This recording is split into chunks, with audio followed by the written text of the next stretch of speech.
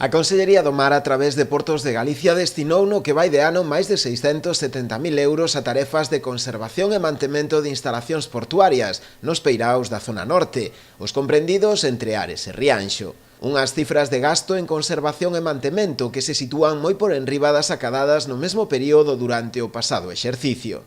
O gasto na provincia coruñesa é tamén superior á das outras provincias costeiras, principalmente porque a da Coruña é a provincia que aglutina un maior número de instalacións, ao dispor de 70 das 122 de titularidade autonómica. Estamos falando de un investimento a 31 de maio de 670.000 euros en mantemento e conservación de instalacións portuarias.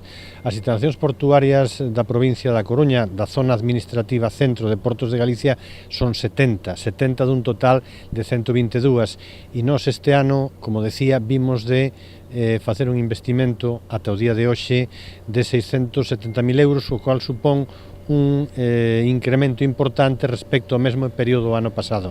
Unha das actuacións máis significativas levadas a cabo durante o que vai de ano producíase na Pobra do Caramiñal, realizándose obras por importe de máis de 75.000 euros. Destacan as melloras na protección do peirao comercial acollido ao Código Internacional de Seguridade PBIP, as reparacións nos pantaláns de artes menores ou as melloras das arquetas.